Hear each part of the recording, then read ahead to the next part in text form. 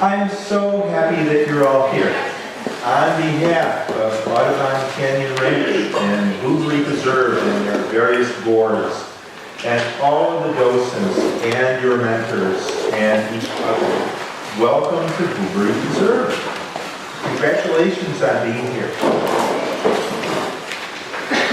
2 years ago, I was sitting right there on the first day.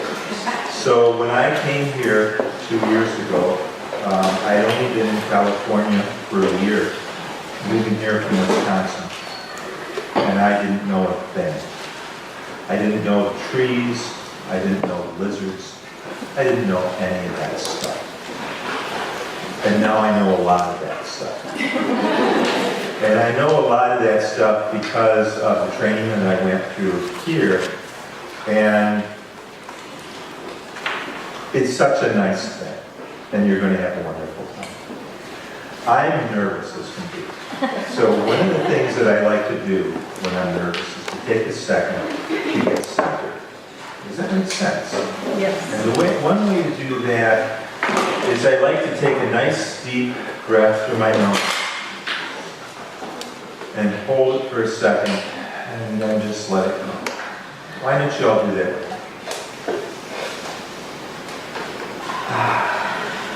One more time. Now my feet are touching the ground. I'm so grateful that you're here, and I'm so grateful about so many things. I'm really grateful about this cup of coffee. I woke up this morning and kind of was in a rush and didn't get quite centered, and I had only one cup of coffee. And I got here today, and Sue and Marty were here preparing coffee, and they just gave me this. This is a really interesting cup of coffee because it's in a cup that has a circle on top. And a circle is a very special thing. When you throw a rock into a pond, it makes circles, and they start moving out. And I was thinking on the way here about gratitude and circles of gratitude and how you throw a pebble into something and it starts to move out. And gratitude works the same way. So that's my first level of gratitude, the coffee.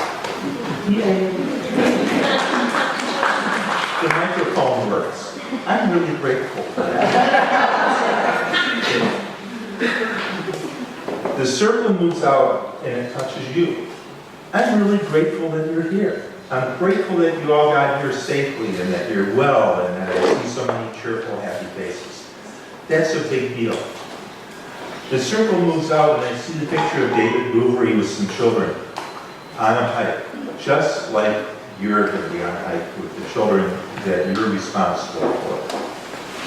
I'm really grateful for David Bouverie and for what he did. The circle moves out and it touches all the staff that are here and your mentors in the back row. I'm really grateful that they're here. Look at this building. This used to be a hay barn. I used to have horses.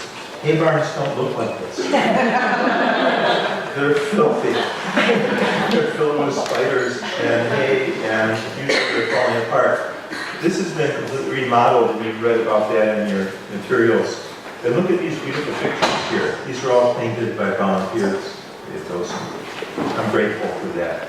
The cases back there are full of birds and artifacts, and the table back there, and that room back there. I'm grateful for all that. You're going to learn what all of that is. Go up in the garden, this natural garden here as we start moving out. I'm grateful for this land. What a beautiful place. This field here of flowers, these trees, these oaks that will become your friends. I'm really grateful for that too. I could increase this circle ad infinitum.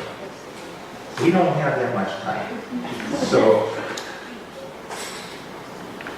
thank you for being here, and we're going to get started with the program today.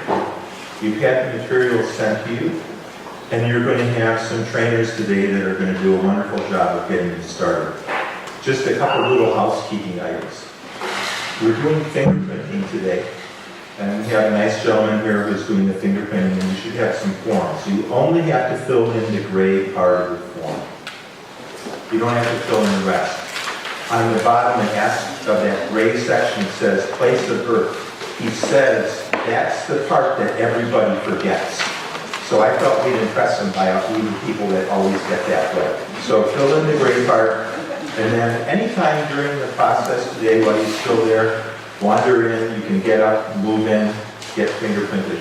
The washrooms, as you know, are back there. Relax. If you need to get up and move around, if you need to stand, that's just fine. Okay? And when you're moving, please duck below the camera.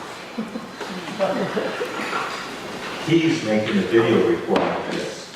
He doesn't want a video recording of your head. So yes, you're supposed to do this. Bye. So let's get started. We're going to be meeting Gwen and Julia today.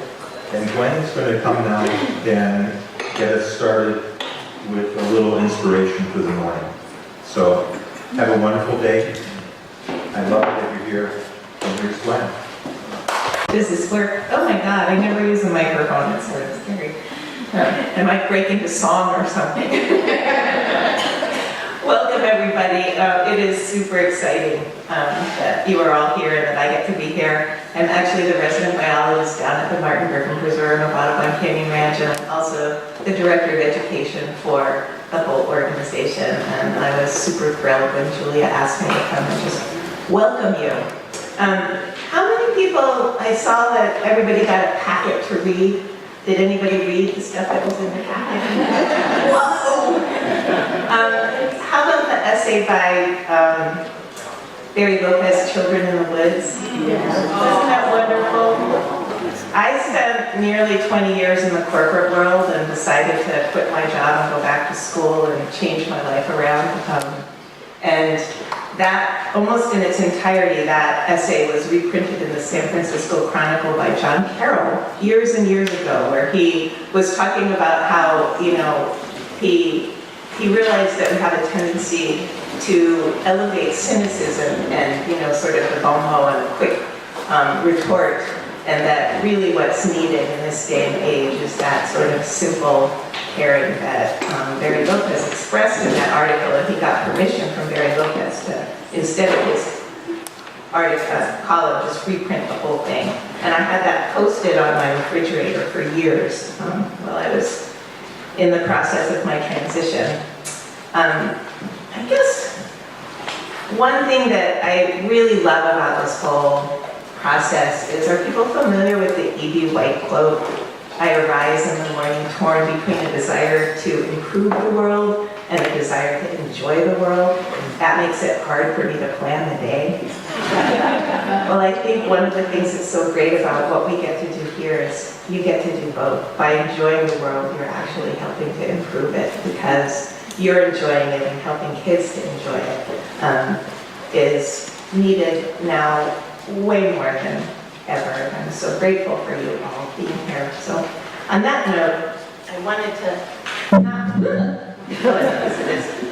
to read a little piece of an essay. For many years, it was really hard to find this essay because it was printed in Orion magazine more than 10 years ago, but Mary Oliver just came out with a book where the title of the essay is the title of the book, so now it's really easy to find the essay. Are people familiar with Upstream by Mary Oliver? I'm not going to read the whole essay, but I'm going to read a piece of it. And she wrote the essay, a lot of it is based on the time when she was a kid and she was out with her parents, and she started walking upstream and they were downstream, and she didn't know she was lost. They were completely freaked out because she was lost, and that sort of stayed with her whole life. And this is the end of the essay.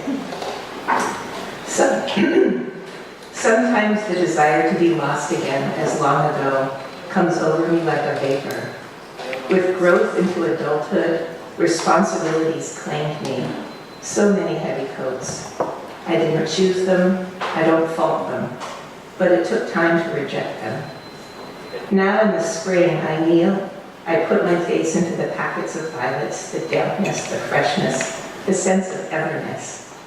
Something is wrong, I know it, if I don't keep my attention on eternity. May I be the tiniest nail in the house of the universe, tiny but useful. May I stay forever in the stream.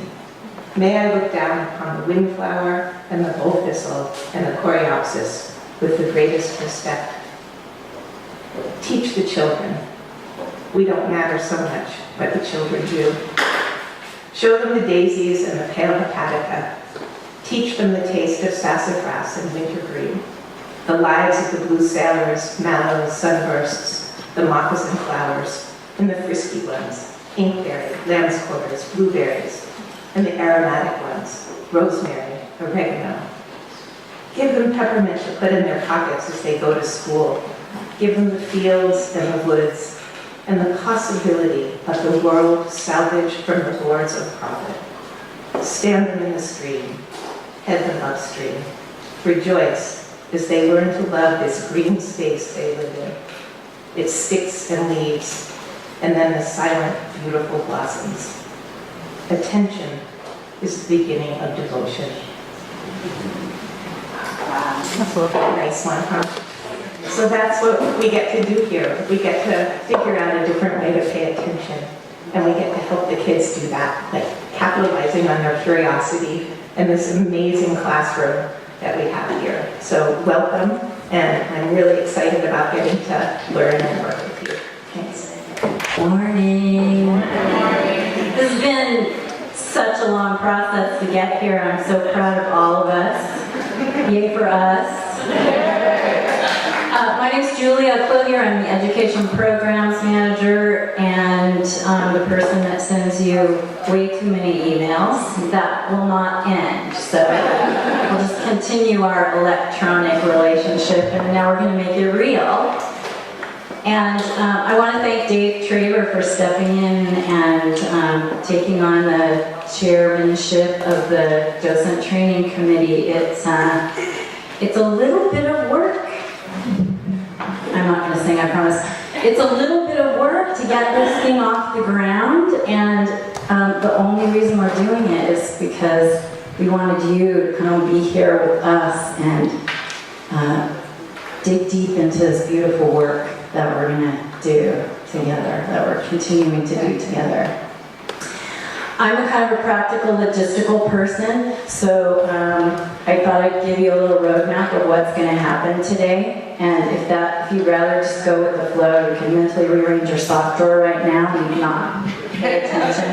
This is kind of an unusual day because it's actually a really unusual day in a couple of ways. One is we gave you an assigned seat today. That's not usually going to be the case. And I want to encourage you to move where you're sitting. People customarily sit in the same spot. So first assignment is sit with different people. Every time get to know these fabulous people. The end of training, believe it or not, even though it's all the way in February, it's going to come super fast. And the docents always say, I miss my training class, I miss those people. So spend as much time with them as possible. Come at 8:30 and eat delicious food and drink coffee and get to know the really remarkable folks that you're training with. You won't regret it.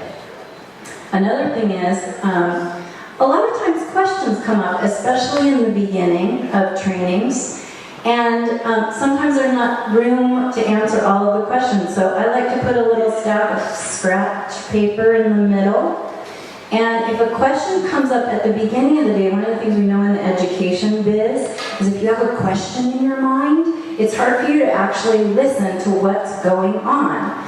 But if you have a question in your mind, you don't want to forget your question. So you could grab one of those little pieces of paper. You could do it now, you could do it later.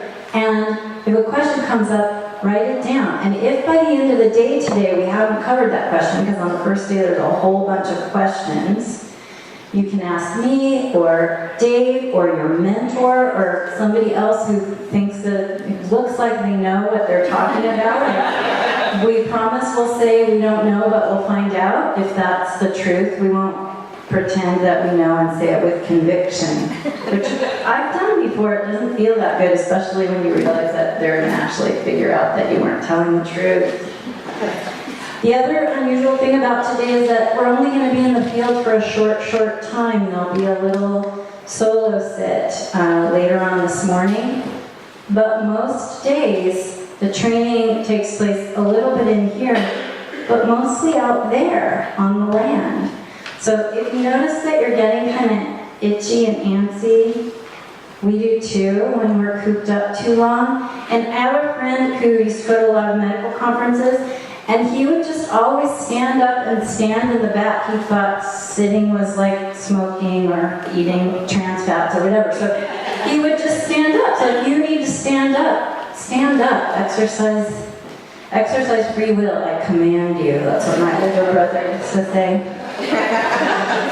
One of the things that's happening right now and throughout the day is that Nancy Turbovich, who's the Bouverie Preserve Manager, somebody that you will get to know well and find an incredible resource, she's facilitating the fingerprinting. Raise your hand if you've already been fingerprinted today.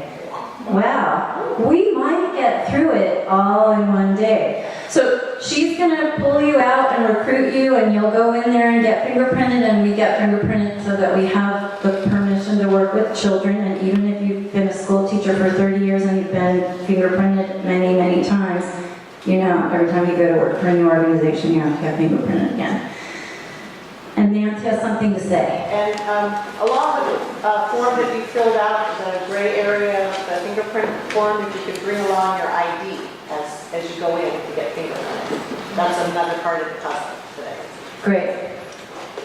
I'm going to confess that I've only worked at ACR for not quite 2 years, and since we do this training every other year, I'm a total newbie right now. Today, this is my first day of Bouverie training that I've ever had. So I got to be involved in the planning and the recruitment hikes and making all this happen. But I'm probably not the person to direct the really detailed questions to, but I can get you your answer. So I'm new too. So fingerprinting is going to happen. We're going to talk about nuts and bolts today a little bit, just some of the things that we think you're going to have questions about, so we're going to front load that. We have a special guest, Gayla Barron, who's friends with my mom, Pat Clothier, and I've never gotten to meet you, but hi, and I'll give you a hug when it's a little more private. We're really glad you're here. Gay's going to talk a little bit about local history, and she's going to tell us a little bit about David Bouverie and the history of the Bouverie Preserve, and it's a real treat to have her here. I'm sure that you recognize her name and have probably read many of her words. And you're going to have a chance to meet each other and get to know each other a little bit and share some stories about yourselves with the whole community, because that's one way of welcoming you in. We'll have a break, but I think Dave said if you need to take a break, the restrooms are right there, so don't suffer in silence. We're going to talk about how to keep a field journal. Keeping a field journal is part of the class. You have a waterproof field journal with a Write in the Rain pin in your possession now, with your name on it, no less. We'll do a little solo time. We'll come back and we'll do some more getting to know you and hearing your stories. And then we'll have lunch. I hope you brought yours, but if you didn't, there's a lot of food left on the back table. And then in the afternoon, we'll talk about some of the resources and some of the things that we want to give you an idea of how to access, like how to use your trail cards, and how to access the library, how to access the special behind-the-scenes docent portions of the website that have good things for you to look at. And then we'll talk about our plan for the next week. And at 1:45, we're going to have a meeting for those people who are interested in possibly getting their California Naturalist certification as part of this class. I didn't think it was everybody, so I thought we could release those for whom that was not of great interest and just have a smaller meeting with people who were interested in that. And then we'll be available for questions. And just whatever comes up, if there's still something on your slip of paper that didn't get crossed off. And today, the mentors and the staff will be here at 2 o'clock available for questions. Every other training day, however, we're going to skedaddle to another building and sit down and do a debrief and have a planning meeting for the next week. So, if you have a burning question for your mentor or for one of the staff that comes up, don't wait in future days to the end of training, because you're going to look around and we will have all disappeared. So if you have a question today, we'll be around, but next week we won't be here. We'll be in an undisclosed location having a meeting. So ask at the beginning of the day, ask at a break time, ask at a lunch time. You can always email me, and I'm pretty good at getting back to folks. I hope I have that reputation this far. So that's the plan for the day. And I'm going to ask, where's Dave? Where did Dave go? Oh, Dave, do you want to come do some of this with me since you're on the list to do some of this with me? Do we have the dates for the welcome party and the overnight? Yes, we do. The welcome party is on Saturday, October 7th, from 3 to 5. That's really good. I'm pretty impressed. So the welcome party is David Bouverie bought this place. In their materials they talk about this. He bought this place when it was a shabby ranch with junk piled up and it wasn't so pretty. He's an architect, okay? So he's an Englishman. So he knows his stuff. He built a really beautiful house back here. We're going to have a party at his really beautiful house. It's going to be really fun. There's lots of treats. There's wine. There's a chance for everybody to get to know each other. It's going to be a really nice time. And that's an unusual class meeting because it's on a Saturday from 3 to 5, and we ask you to bring your significant other if you would like to bring your significant other. So that's one unusual class meeting. And another unusual class meeting is that we as a group are going to do an overnight. And the overnight is going to be at the Martin Griffin Preserve, which used to be called the Bolinas Lagoon Preserve, which used to be called Audubon Canyon Ranch. We're all the same place. It didn't move. And there's a beautiful bunkhouse there and 1,000 acres of wildland where Gwen, our education director, and Eileen, our education programs coordinator, that's where they work mostly. And so we'll have an overnight. I'm going to go look up the dates. It's the end of October, but Dave's going to tell you a little bit more about it while I do that. It's October 25th. That was fast. So where do we go first on the overnight? Do we just go where we're going to camp, or is there someplace else that we go first? I wasn't here in the overnight after, so the video So one of the things that helps with the overnight is camping. And there's a bunkhouse, but the bunkhouse is probably not going to be big enough as far as I have heard, because I did not go to the overnight last year either. The bunkhouse is probably not big enough to hold all of us, so I'm bringing a tent. It goes on the back of my Subaru. It's going to be really cool. And I'm going to camp out, okay? You can camp out, huh? Each side of the bunkhouse fits 30 people, but it has little cars. I don't have to camp out.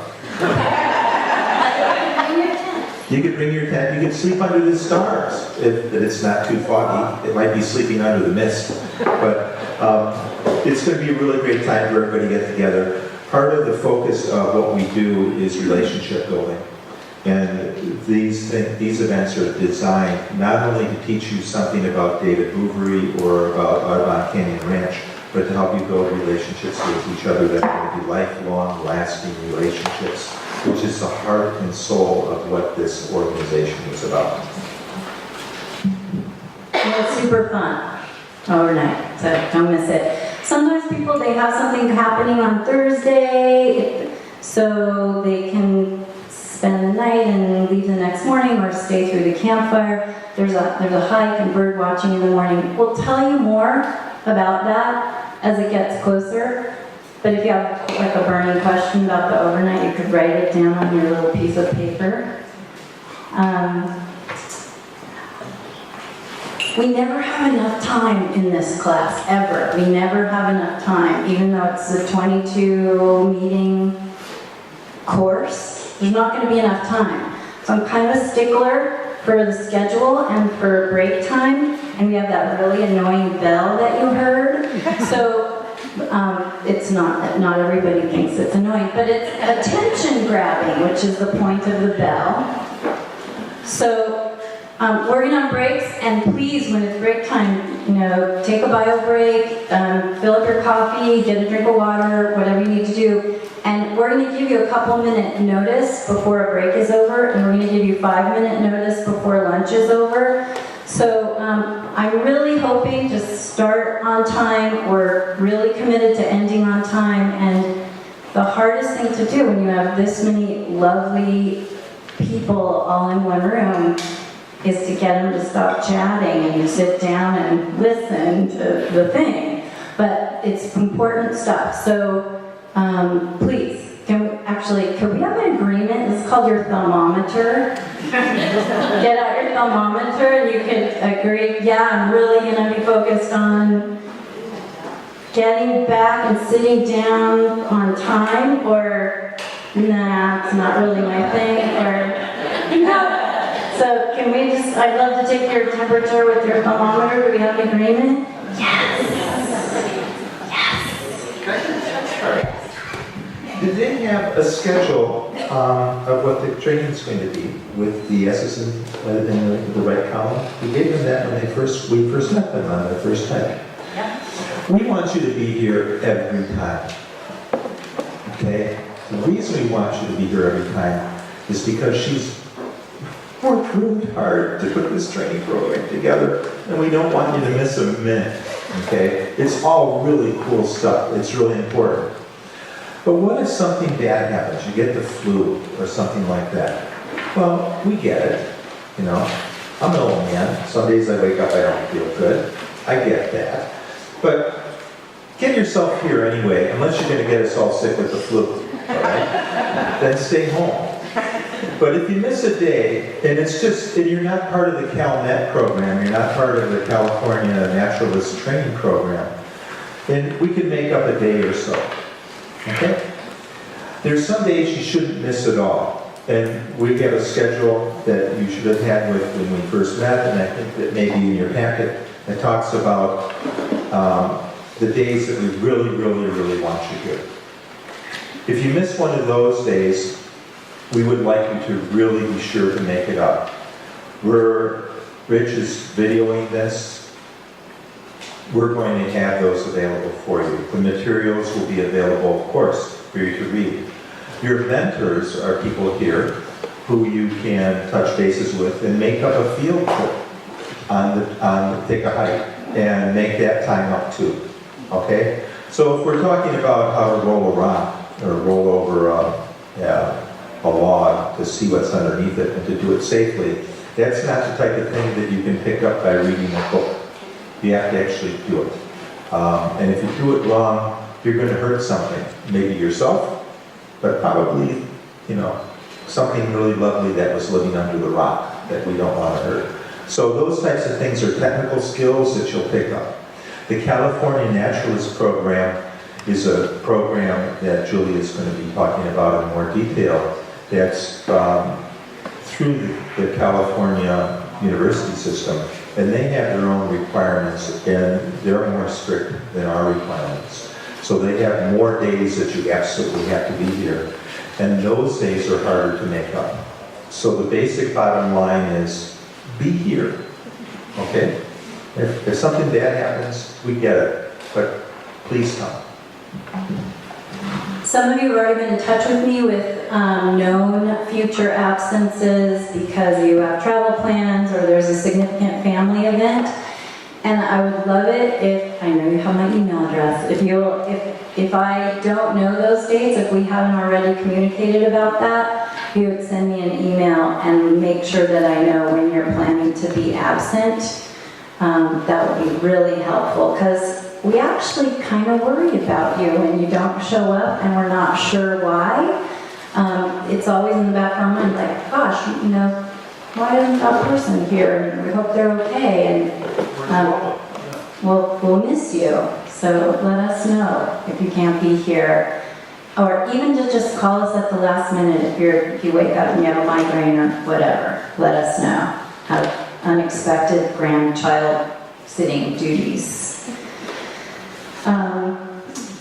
A couple more things that I didn't mention. One is that every class meeting there will be books on that back table that are related to whatever we're doing that day.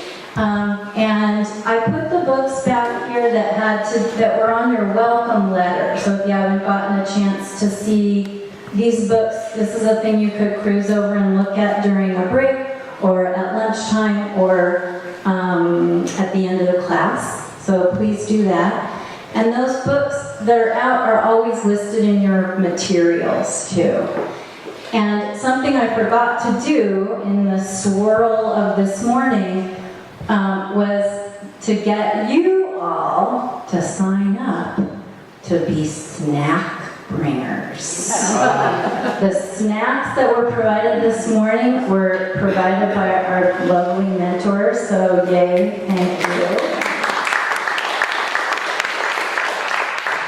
And there are 34 of you and 21 more meetings, so it's going to work out to, and I think we're asking 8 people to bring, I can't do the math in my head, but I think I remember it's about 4 times that we're going to ask each of you to bring a snack, and we're grateful for whatever snacks show up. This is not a baking competition. One of the mentors said, I like to bring in donuts, and people say, donuts? Oh my God, donut. And then guess what is the first thing that is run out on the table? There's no donuts. So, we're happy for whatever you bring. And I'm going to get those sign-out sheets and put them on this back table. So mosey over and sign yourself up for some dates. Not dates that you're anticipating being gone. And make a note of those for yourself, because if you did wake up and you weren't able to come, or you knew a little bit in advance, you could trade with somebody else or ask someone to bring your box of donuts. Assigned reading, I was so happy when so many of you raised your hand. We're going to provide you with a thumb drive, little USB drive to plug into your computer that's going to have all of the assigned readings arranged by class meeting, something called a Docent manual, the slideshows for spring and fall that we use in the classroom, so you'll have copies of those, and the teacher packet. So you're going to have like Bouverie Docent training in your pocket. And that's not ready yet, and that's because I've been eating jujubes and watching soaps, so I'll let you know when I get around to it. But for now, I'll email them to you as PDF attachments, and that worked for everyone, and they're going to be available on the behind-the-scenes portion of the website. So you can go there, and you can also get them, and I will get them to you 1 week in advance. And the thumb drive will come to you soon, I promise. Do you want to talk about shadowing? One thing along the line of what Julia was just saying. How many people here have no idea whatsoever what a thumb drive is? Anybody here has no clue what a PDF is? Yay. So if you have problems opening this stuff or making it work, you let us know. Don't sit there and suffer. We are very happy to take the time to show you this stuff. Showing you stuff is really important for us. Just like I mentioned with turning over a rock to not crush a lizard and making sure that it's safe for you. One of the ways we do that is with shadowing. So we have arranged that each of you work with a mentor. A mentor is a trained docent, an experienced docent who actually knows how to do this stuff. They're good. So this is really nice. So you're going to be meeting with your mentors and you're going to be shadowing with them and others, not only on the trail, but in the classroom. And so you're going to be shadowing, going on a hike with them, but you're going to be going to a classroom. The classroom sessions that we have a week or so before we bring the kids here in a school bus that holds 80 kids and they come streaming off like water out of a dam. You are going to be going to their classrooms as when you're running the hikes. And we want you to understand what that looks like before you're responsible for actually teaching it. So you're going to shadow along. The tricky part of this is that the shadowing happens fairly quickly, pretty much in October and a little bit in November, and then that's it. So we're going to be having a sign-up list for you where you will see a classroom opportunity where you can go and sign up and then show up at that school. You go to the front office, you get the name tag. Usually they're pretty green name tags. I always save mine and put them on the back of my docent manual. But you'll get a name tag and then you'll figure out what the classroom is and you'll go and watch what happens.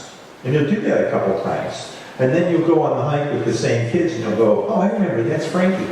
Okay, good, I'll walk along with them and see what's up. And then you'll know what's up when it comes time after Valentine's Day next year, and it's your responsibility to meet the bus and greet the flood of children. You'll know exactly what to do because you will have done it several times. Does this make sense? It's good. Easy peasy. We're going to make it super easy for you. So the take-home message, and there are some handouts for today's class, 2 classroom shadowings and 2 hike shadowings outside of this class. This is independent work that's required, and that has to happen this fall in October and November. 2 classroom shadowings, 2 hike shadowings. This handout gets you prepared for the classroom shadowing, explains what you need to do. This handout gets you prepared for the hike shadowing and explains exactly what you need to do. And this hike, I want you to take with you when you're shadowing, have it in your pocket, read it before you go, and then look at it again when you're finished, because these are things that you'll probably get to see or do or visit or watch take place when you're shadowing. So I wanted you to have this idea front-loaded of what are some of the things that I want to make sure I get a look at. And if you missed one of these, that's something to ask your mentor about, because they can fill you in where maybe you didn't get everything covered, because you can't do everything on every single hike. Unfortunately, close, but you can't do everything on every single hike. So when the sign-up is ready, we'll let you know. It's not ready today, but when the sign-up is ready for you to sign up for 2 classroom shadowings and 2 hike shadowings, we'll let you know. We're getting that organized. Clear? Yes. Good question. Does the time for classrooms vary depending on the school and everything? Does the time for classrooms vary depending on the school? Yes. Each docent who's in charge of that particular classroom arranges with the teacher to schedule a classroom visit. It's almost always in the morning. And that's why this isn't pulled together yet, because the season doesn't start until October, so our docents are just starting to get in touch with teachers and schedule those classroom visits. Did I answer your question? So the next part of what we're going to talk about this morning before Galen Marin talks to us and fills us in about the world of David Bouverie is the weekly mentor meeting. So at 2 o'clock, we'll be meeting with the mentors in the Hex House, which is one of the buildings here. So at 2 o'clock, we're all going to disappear, you know, for the most part. So if you have questions and you're looking and you thought, all of the docents bugged out, that's because we're all meeting to have a debrief. But I'll be hanging around every day for a little while afterwards to make sure that if you do have any questions, that we can answer your questions for you. Does that make sense? So we're not trying to escape. We're just having another meeting. Okay?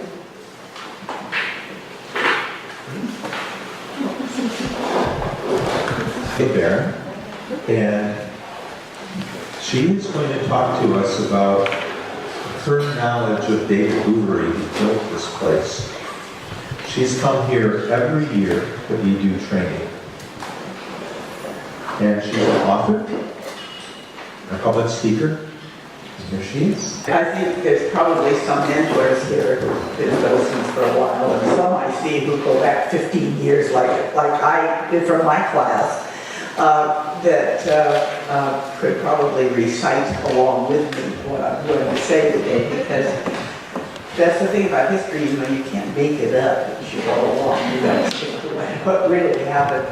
And that's pretty much what I do is history. So let's start with the premise that we can't know where we're going if we don't know where we've been. And to talk a little bit about this place and its place. We're in Sonoma County, surprise, the 16th largest county in California, 1,550 square miles, 9 cities, 26 towns, burgs, and hamlets, you could take crossroads, if you will. 21 microclimates, which is a word that you don't hear in many other counties. 15 appellations, another one of those words. 9 state parks and a whole bunch of historic sites and several very good, extensive nature preserves, including this one. The Native Americans, the Pomo, the Wapo, the Coast-Miwok, were here for 8,000 years at least. Their legends say 50,000 years, and some say they were created here, which is something to think about. And we honor them consistently for their wise leadership and stewardship, I should say, of the land, because they did know how to take care of it. There were, by anthropological estimates, some 10,000 people in this valley when the first Europeans arrived. That's not a whole lot. The Pomo had no word for famine because they lived so easily on the land because of their numbers, which were so few, and that's perhaps one of the important lessons of history that we have failed to heed through the years. The arrival of the Europeans meant the end of that good life for the Native Americans. And 50 years later, Julio Carrillo, who remembered traveling as a teenager from his mother's adobe in Santa Rosa Valley to his uncle Mariano Vallejo's home in Sonoma, remembered seeing the bones of thousands, literally, of unburied Indian bodies or skeletons who had died from smallpox, measles, and white man's diseases in just a matter of a very few years after the white men arrived. There was a 10-year mission period, and there was 13 years of Mexican rule, during which the arable land, the cultivatable land in the county, was divided into 24 very large land grants. This one was the Agua Caliente grant. And it was actually one of the smallest. It was only about 8,000 acres, and you could compare that with General Vallejo's own land grant, which was the Petaluma Rancho, and it stretched from Petaluma today to Sonoma today, and it was 66,000 acres. Caliente was first granted to a soldier from the barracks in Sonoma named Lazar Peña, who was killed in the Mexican War, and General Vallejo acquired the property in 1846, the same year that the Americans hoisted the Bear flag in Sonoma, Vallejo traded 1,000 acres of his Agua Caliente grant, including this land that we are on, to his children's piano teacher in exchange for lessons. That may sound excessive, but you have to remember that Vallejo had 16 children. And musical, I'm sure. Every night. The teacher left when the Americans came. And the Americans flooded in, and the land was sold again. This time to a man named Charles Stewart on the east side of the valley, that's this side, and to William Hill on the other side. And Hill's land became, in the 1890s, the state home for the feeble-minded. That was the title. I don't make this up. And Stewart's land, which he had named Glen Ellen for his wife, was divided again into the Warfield Ranch, which would be the other side of the highway, roughly, and other large parcels. And as the town grew up, east of the Warfield property was named Glen Ellen. And being a very good sport, Stewart changed the name of his estate to Glen Oaks. And Glen Oaks is the land that you see to the left of the road as you drive in here, the house there. Is the original old Glen Oaks house. And there were several owners after the Stewart. There were homesteaders, maybe squatters that came and went, and in the hills to the west, Jack London bought the property that would become his beauty ranch. The Stewart's home, Glen Oaks, was restored in the middle of the 20th century by Camille and Roswell Cochran. And their daughter Joan deeded it to about 10 years ago, well, maybe not more than that now, about 16, 17 years ago, to the Sonoma Land Trust. And with that forever wild provision, for which we are very grateful, all of us, and it's very well cared for. And the case of this hallowed ground here, it was David Bouverie, whom you already met, who saved it for posterity. David was the second son of the 7th Earl of Radnor in England, was born in England.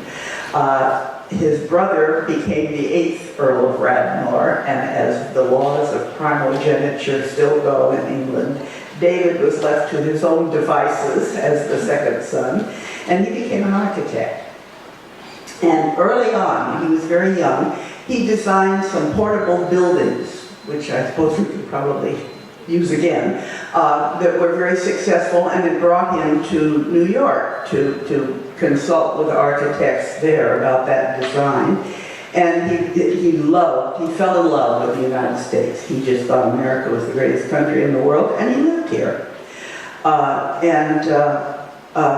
He looked for a little bit of land, particularly in California, and he found this place. And as David had said, it was a shambles. It was really a mess. It had been, among other things, it had been a tavern. It had been, a speakeasy during Prohibition. This is in the 1940s. And it had been, according to rumor only, it had been a brothel.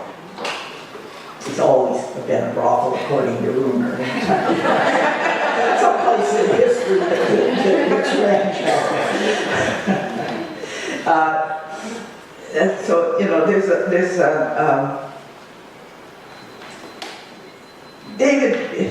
David's spirit is all over this place. You just can't get away from it. And such a spirit it is. There's a little pamphlet that contains David's quotes here in the library. And one of my favorites is about the stewardship of the land, which he took very seriously. And he considered it to be in his blood. He said, "My family has been protecting land in England since they were kicked out of the Low Countries in 1530. And it was the Low Countries' loss, just as David's was England's loss, and Sonoma County's gain." He married Alice Astor, which is a pretty good name. Wasn't a pretty good marriage, but he married her. And she, while they were married, which was fairly briefly, she came out to visit out here. She was a New Yorker, and she wasn't tickled about this, but she knew that David liked it a lot. And for his birthday one year, she gave him trails. She gave him He marked them where he thought that he would like to have trails made, and he put little bits of cloth on trees and marked the way. And she hired the heavy equipment that came in and created the trails that you were going to hike. And you people are very fortunate to be here, and you have no idea how lucky you are, and you won't know until you start getting into the things you've learned. That God help us, I still remember 15, 16 years later. This morning, when I got up, there was a grasshopper sitting on a roll of paper towels in my bathroom, looking at me. Now, there was a time when I might have kind of, not freaked, but I would have been upset. Instead of that, I spoke to him very kindly, and I carried him out on my finger to the deck and let him loose, and put him, actually, I sat him on a jade tree, and he gave me a nice smile. And I don't know how much Bouverie had to do with that, but I know it was considerable. Anyway, after David was divorced, he kind of divided his time here. He built this lovely house, which you're going to have a chance to see. And he divided his time between here and New York. The social season in New York he spent. The winter is the social season in New York, in case some of you don't know that. And that's where he was most of the winter, but he was here spring and summer. And when he levitated, which is the word that he preferred to die, didn't like died, and that was in 1994. He wrote a lot of wills. First, let me tell you first that he had come home from New York with a lung condition that became terminal, and he came home to die here in the place that he loved for nearly 60 years. And in those years, he was part of what I think of as the Sonoma Valley royalty that first arrived here in the 30s and 40s. Alma Spreckles, the Coblences at Temelec, Hap Arnold, the General of the Air Force, and Admiral Charles Cook, who was one of the high commanders in the Navy in World War II. And at the end of the war, an assortment of very well-known journalists and personalities, including United Press President Frank Bartholomew and the pioneer sportscaster Ernie Smith. And David was very much part of this smart set. And that's kind of how I happened to meet him, because after his divorce, he became a very popular figure, kind of an extra man for dinner for a lot of these people. Kind of a destination resort for his fancy friends also, who came to visit here, including movie stars, writers. He turns up in biographies. Joseph Cotton's biography has nice things to say about David and a visit here. My first memory of him was the summer that I was 17, and I should say that there are people who knew him a lot better than I did, including Sam Dakin, who's a docent, long-time docent here, and certainly John Peterson. But when I worked as a summer nanny when I was 17 for the Coblenz grandchildren at Temelec Mall. And I would hear Lolita Coblenz on the telephone planning a dinner party and looking for her extra man, and she would be saying, "David, darling." And I loved it. I just loved to hear it. And I told him about that many years later, and he just laughed and laughed. He liked it too. The hell I did. He collected people to live here. He was big-hearted and very generous with his finances.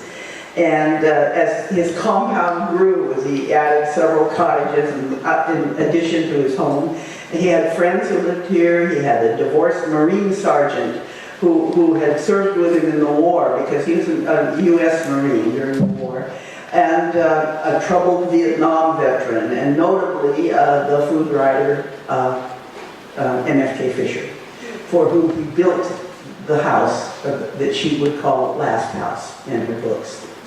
And in the late 70s, he broadened his hospitality to include, in some ways, the whole world, or at least the world of children, that he hoped to encourage to explore the wonders of nature and to protect it, like I protected the grasshopper. Thank you, David. He entertained here in English country style. Guests dined on the patio or in the big kitchen where his faithful retainer, Cold Star Darling, would answer with practiced diffidence when David rang his bell for her. He had wooed Cold Star away from a New York friend, and she traveled with him to New York in the winter. She was a superb cook, but David always claimed that he taught her everything she knew. She was very well provided for in David's will, and lived until she died in a very comfortable apartment in Sonoma. David's will was a piece of work. I should say wills. His attorney, Les Perry, said he wrote a will a year. Les has stacks of them, literally, in his files. And they were masterpieces. David wrote them. They were reflections of his erudition as well as his generosity, and certainly his wry sense of humor. The bequests were very specific. 24 pewter placemats with the Bouverie crest engraved thereon to the Dowager Countess of Radnor, Alderbury near Salisbury, Wiltshire, England. Things like that. Very, very careful. He left his art treasures, and they were treasures. They were in the house. There were works by Man Ray and Manuel Neri and David Gilhooly, among others, to the San Francisco Museum of Art. And to those that he gave money, he also gave suggestions, if not instructions or orders, on how it should be spent. An English relative was to use hers to maintain her house and grounds, which he found wanting. His stepson in New York was told to take longer vacations. To a good friend, he left $5,000, with which he was told to luxuriate on a beach in Maui. Don't you wish somebody would leave that to me? To another one, he wrote, "My only active enemy of whom I am aware, I bequeath nothing because I have already sent him 10 feet of rope with which to hang himself. But he will be surprised that his name and misdeeds are not exposed in this document." Les Perry said there was another antagonist in the earlier will who was supposed to get the rope with which to hang himself, but David removed that provision. And when Les asked him why, he laughed and said, "Because the bastard died on me." He was very specific that there should be no funeral or memorial service. He wanted none of that. But many conspired upon his death to honor him in his own way. His stepson gave a cocktail party in New York. And the Bouverie Docents gathered here for just that, a gathering, not a memorial, not at all. After lunch, we all went out and we grouped around the bell tower that he had built in honor of his mother. A giant bell that he bought years before from the Hearst estate was in the tower, it still is. And the bell was to be tolled 21 times as a salute that David had done so often for others. His friend Sam Dakin pulled the chain, and the bell began. I don't know, you haven't heard the bell yet, but you will. Bong, bong, great sound, bong, and it echoes out across the valley. And after 7 bongs of the 21, it stopped. It was silence, and the clapper fell out of the bell. We all cast our eyes upwards. He said, "Well, when David said no memorial, he has no memorial." Thank you all very much. You will get to hear the bell toll because upon your graduation it will be tolled for each of you. So you can plant that seed and look forward to that day. Yeah. Do you have something you needed to say? Thank you. That was really nice. Thank you so much. I love it that you came here again to share that. And I think that it's important for everybody to recognize that's just the beginning. It gets like that day after day when you're here. And it's even more fun when the kids come. So thank you very, very much for doing that. Is a trained biologist, a botanist, But she's one of the best all-around naturalists I've met in 25 years of working in conservation and environmental education. And she will be giving a number of classes throughout your training. She lives on the land here, she knows it intimately, and when you show up for a hike in the morning before the children arrive, after you started your journey as a docent, Jeannie will meet you and give you a little heads up about what's going on, what she just saw yesterday when she was walking on a canyon trail, or what wildflowers are blooming. So this is a wonderful resource for you, and a good friend, and a real land connector. So Jeannie has a little assignment for you getting started. Thanks. Yeah, so I was trained in botany, and because of that, I'm going to make you all do a botany thing. So everybody stand up.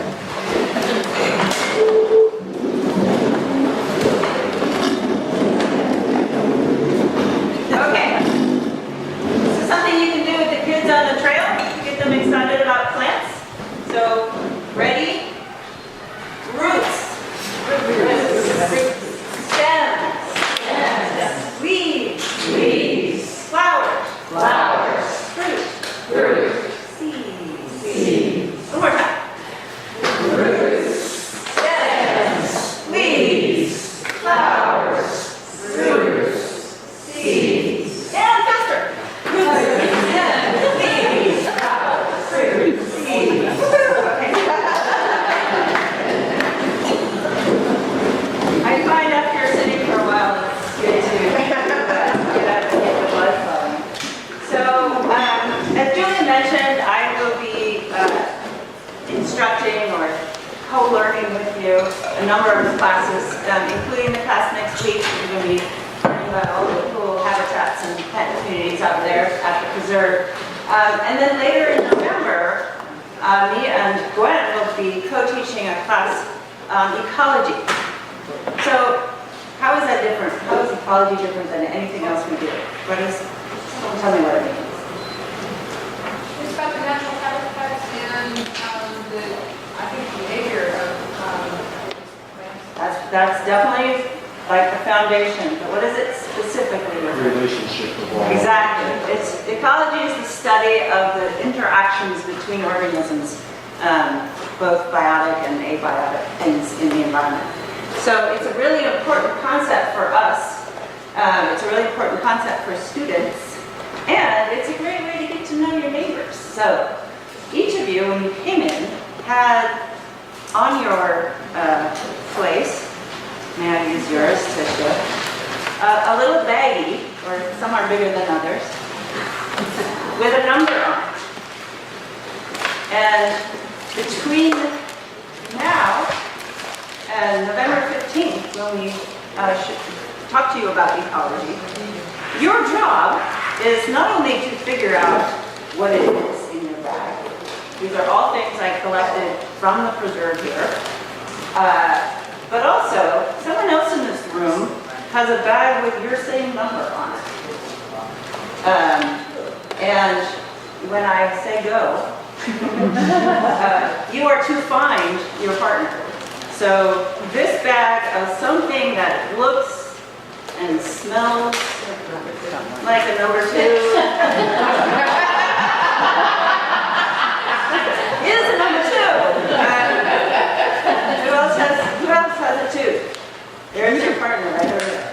So you two are going to introduce yourselves to each other. You're going to do a little quick interview of your partner, ask a few questions, their name, a few interesting things, and then your job will be to introduce them to the rest of the group. Julia and Dave can tell you more about exactly how to do that. All I'm doing is introducing you with your substance. But also, I have these little cards, which I will leave on the table out there, because you have this homework assignment between now and November 15th to really think about. And on this card are these questions. So what we're asking you to do is, with your partner, first you have to figure out what it is you have, where it it came from. Like this obviously came from an animal, we guess. Where does that animal fit in the food chain? Is it a carnivore? Is it a herbivore? Is it a plant that's a primary producer? What does it eat? And then how does it relate to your partner's specimen? So there's some way in which this number 2 is related to that number 2. So you guys have to figure out how they're related, what does it mean, and you know, you can go as far into space with this as you want, or just be really super practical. But everything that's in this room has some important role in the ecosystem here that we observe. And some of them, when we say how does it relate to your partner's specimen, the question is really, you know, how are they both similar? So they may seem completely different to you, but we want you to think about, what does this do that does as well? So think about that. What is its niche? What part of the ecosystem does this organism live in? And then how does it work with the other organisms to partition resources and get along with each other or not? What's the life cycle? How does it reproduce? How might Native peoples have used it? And then super important, and this is something we're going to talk about throughout the training, this is all great to learn, but all of it boils down to how do you talk to 3rd and 4th graders about this? So if I were talking to 3rd and 4th graders about plants, I wouldn't explain, you know, the Krebs cycle about photosynthesis. I would go roots, stems, leaves, flowers, fruit, shoots. But how would you talk to kids about your specimen and your partners? And then what questions do you have? Because we're all about questions. We're not so much about answers. And as we go through the training, as you go through the training, we hope that we'll sort of train you to ask questions of kids, because that's where the learning takes place. A good docent doesn't say, oh, this is poop. A good docent says, ooh, what is that? What do you think it is? So you're going to practice that. So that's your homework. And you can take one of these little cards with you if you think you're going to forget these questions or not. So what's going to happen over the course of in 2 sections over the course of the morning is you and your ecological partner will reunite over here and introduce each other to the community. And it's so much nicer to introduce someone else than yourself, because it's super awkward to talk about yourself, but you can say nice things about somebody that you just met. And here's what we're wanting you to share, because we're going to be lean with this. So be thinking about your person right now. And here's what we're wanting. We're wanting to know their name, what they like to be called, their profession or vocation or favorite activity, and 2 cool things about that person that maybe you noticed, or maybe they told you, or both. You get to decide. And that's it. There's so much more to each of you, so we're barely scratching the surface, but that's what we're asking for. Is that feeling clear? Got it?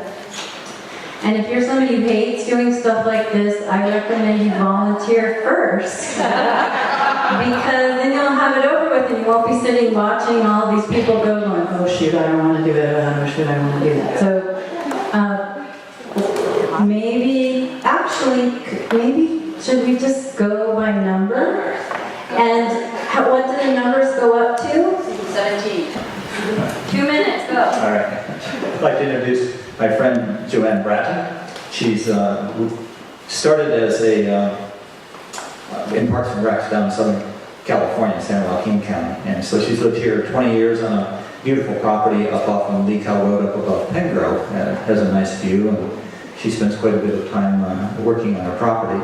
And the other cool thing about her is her daughter participated in the program here a couple of years ago and was nominated to be part of the Juniper program, completed that, and is going on hikes with the groups here, and is very excited about the program. Nikki said she enjoys bugs and the world of small things.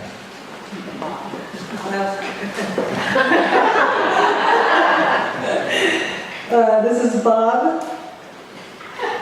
You can't see it. Hasnick. Okay. And he is retired now, and he was an electrical engineer in the Bay Area, and worked here at Hewlett Packard for many years, and but made sure that it didn't consume him. So the interesting thing about him is he's very active, biking, hiking, and he could identify this when I wasn't able to. He broke the leaf and he sniffed it and told me what it was. So I was impressed. Yes. Thank you.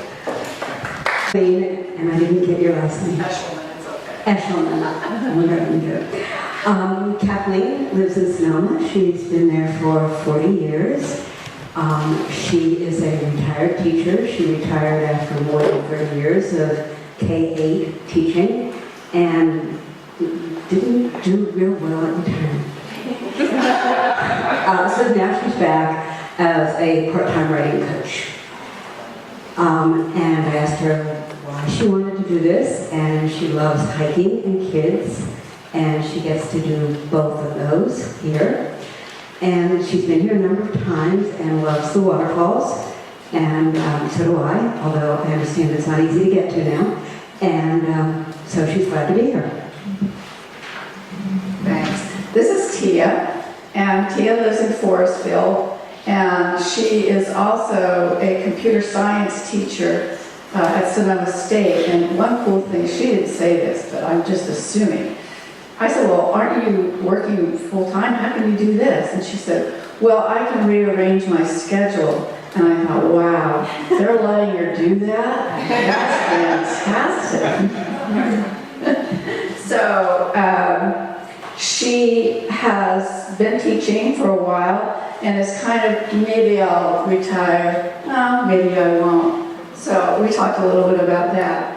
And an interesting thing, I thought a cool thing, is that this past summer, she took care of a 16-year-old dog, a 19-year-old cat, and a 95-year-old mother. Now, she said she was in geriatric land.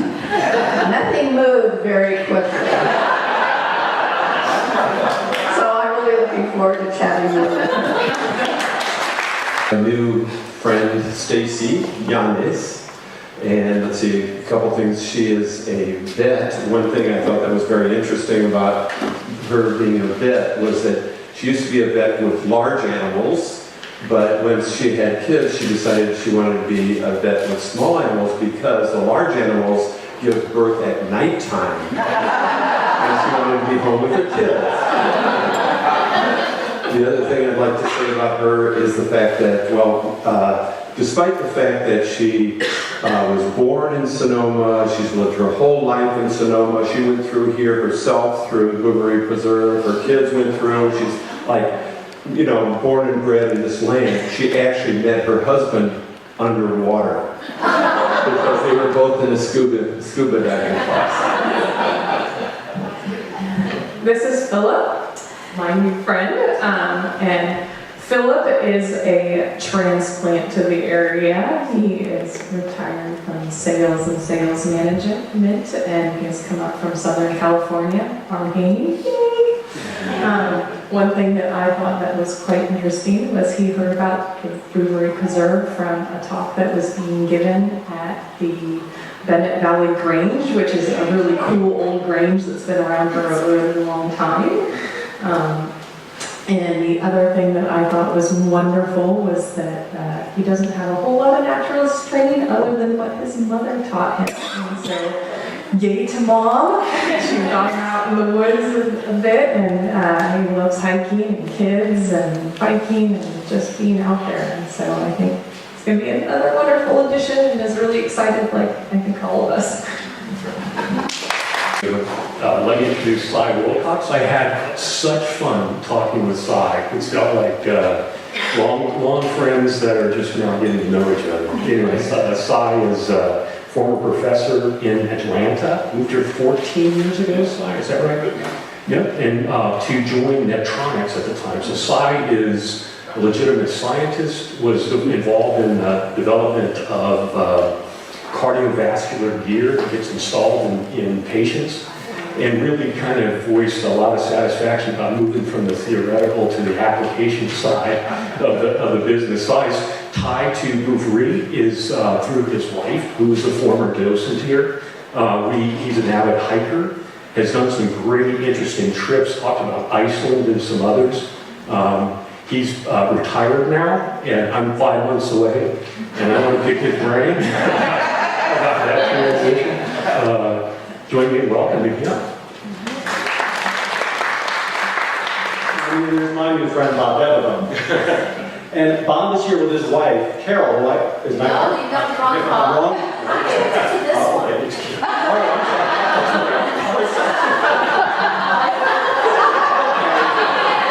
We'll have to get the introductions right. We did find a lot of commonality there. Talked about what you did. You're working for Deloitte and Touche in San Francisco area, and also doing energy consulting. And I found it interesting that you said in all the years you'd worked for Deloitte, you'd gone to San Francisco twice.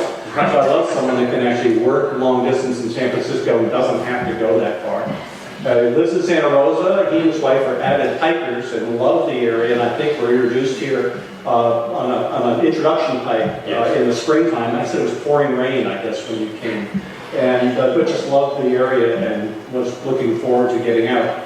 As he just said, he's retiring in 5 months, and we were sort of talking about, I retired last year, so we can sort of connect on that. Maybe that's buddy, I'll find out.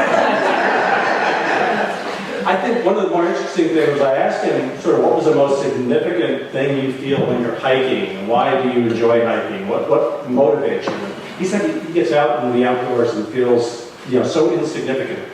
That there's such a beautiful outdoors and area, and just the insignificance that one feels when you see this greater creation around you. And I think we connected on that, because for me, it's the same thing. I get outside and I see this incredible complex ecosystem of animals, plants, and everything else, and you think, how could it ever come to be such a perfect system like that? And it's just wonderful to see places where we haven't interfered as much, and that still exists. So I look forward to getting to know you better. I have a very wonderful new friend named Chad, and Chad moved here about a year ago from Cupertino and he's a neighbor of mine. He lives in Wild Oak, and he has a passion for kayaking and for leading field trips out in nature, and I think that inspiration came from your dad, because your dad is a docent and like father, like son. So I think that you are going to really excel here because of all the background and being able to talk to your dad, who's local as well. And you also have a passion about outdoor education and want to get into that. And here with meeting up with the kids and having a different set of kids each time, I think. We don't have the same kids all the time. It's all... Sorry, I came from a classroom. And I think that you have a lot of gifts to give and in the land of nature. So thank you. Hello, this is my new friend Sandra. She was a teacher for 17 years, kindergarten, first grade, down in Modesto. She's now retired, but she definitely loves nature, and this is being around the kids. She shared that she kind of got that love of nature from her mom, and definitely kind of, in a sense, early naturalist training about looking at all the details just in the backyard. You heard about the Bouverie Preserve and the Docents from a very long friendship in the area. 30-year friendship with a lady named Bonnie, who's been a docent here for 15 years. So I think that's really neat that it's just the word of mouth. It's such a great place and a great organization that keeps spreading the good news. This is my new friend Claudette. And Claudette and I learned a lot about each other, but what I think was really fascinating is that we have so many things that are the exact opposites. Claudette is a native Californian. She was born here. She has been a very, very successful businesswoman and is now retired, but she's also been a docent before in Woodside at Bouverie. By Lowell. Anyway, yet another wonderful thing about California, I don't know. Is interested in learning about this area and being a docent here with a different property. And I think that it's just been really interesting to see how all these different divergent backgrounds want to come here and learn about it. So. Hi, and this is my friend, Lisa, and I get to look at the label because I never remember anyone's name, and I'm proud of that. Lisa is a physician, and her special connection is this young lady right here. Her daughter is here taking the training at the same time, which is wonderful. And we got to talking about how we have different chapters of our lives and adventures in our lives. And how as we get older, maybe we have some limitations, but it has everything to do with the positive attitude that you carry forward. And this is the place to get it. Thank you. This is Dorothy. We had a great time talking, and could have been talking a lot longer, I think. Dorothy has been in Sonoma County for 3 years, and before that was in Vermont for 10, correct? Until the winters began to get to her. And before that in Southern California? Well, in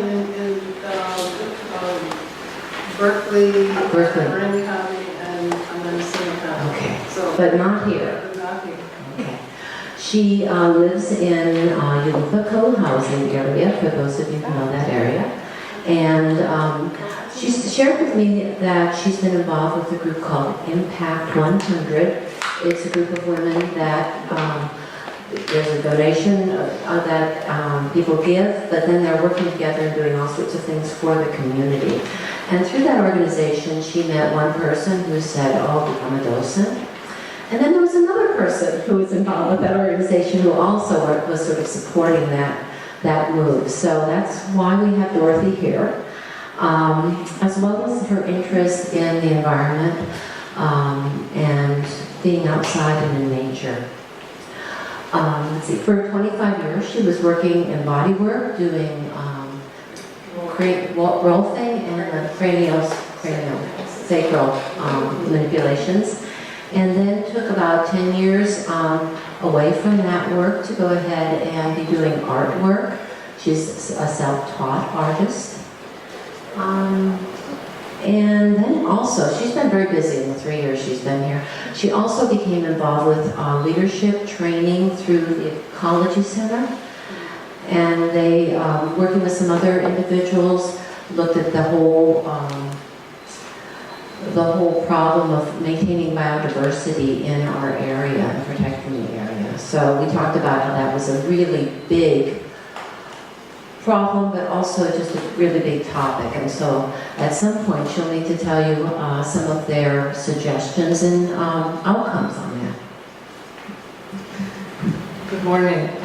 This is Carol, and she is a very interesting history here that I have just touched only the top, because over the time you'll get to know her and realize all the background. She's and her husband lived in Santa Rosa for about 27 years in an unincorporated part of the town. And she comes back from a background of, she's a nuclear medical technician. And then she became a marriage and family child counselor after that. And then she became RN with hospice, which she did for a number of years and is retired from that. And then her husband and she and her husband rented their house and decided to do some serious traveling.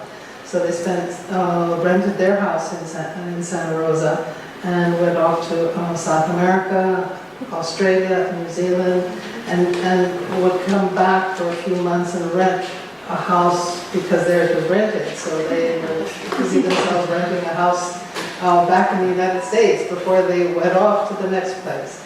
And she heard about becoming a docent here at Bouverie through the Bennett Valley Homeowners Association.